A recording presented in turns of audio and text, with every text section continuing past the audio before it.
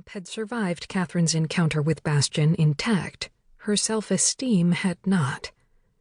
As much as she hated to admit it, she was hurt, embarrassed, angry, and mostly very confused. Bastian claimed to want her. His body certainly seemed to attest to that fact, if what she'd felt when she was on his lap was any indication. Yet twice he'd rebuffed her when she'd attempted to be intimate with him. He was refusing to even kiss her after the most recent attempt.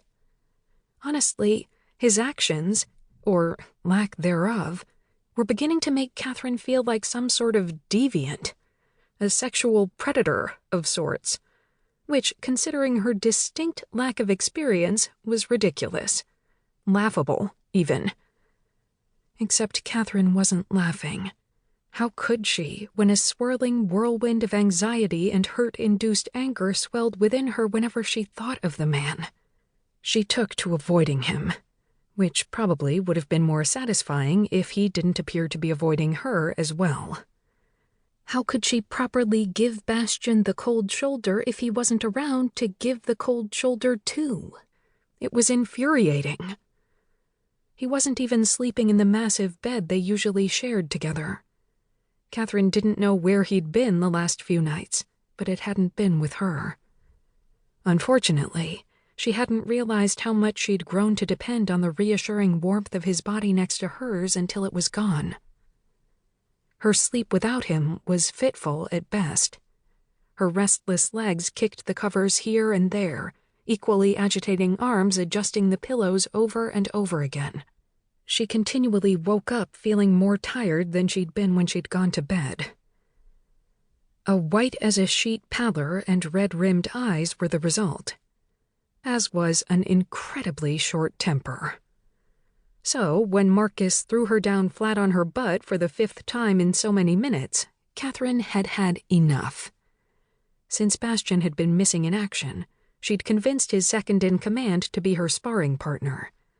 She wanted to improve her admittedly abysmal fighting skills as much as possible before the Recruiting Rites, which was set to take place on the next full moon, precisely 2 nights away.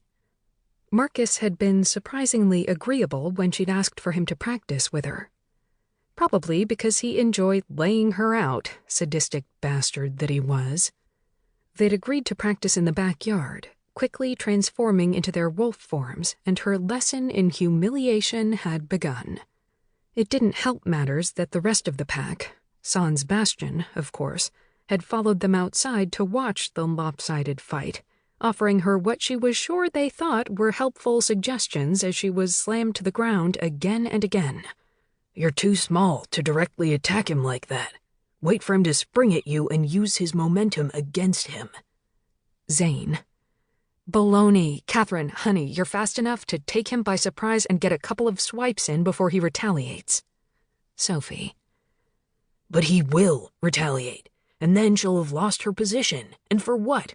For the sake of giving Marcus a few measly scratches? Zane again. Guys, I think we might be distracting her. Caleb. At least one of them had some sense. What made it even more embarrassing was the fact that Marcus was so clearly going easy on her. She'd have more than just a sore behind if that wasn't the case. In fact, his hazel eyes, peering out of his wolfish face, were laughing at her. Something in Katherine snapped. Not waiting for the go signal from Zane, she lunged at Marcus, her sharp teeth bared as she went for an unprotected shoulder. Before her canines could tear into flesh, however, Marcus quickly countered her unexpected attack. Lowering his shoulder, he did what Zane had suggested she do and used her momentum against her, flipping her body over his with ease. Katherine landed on her back with a painful thud.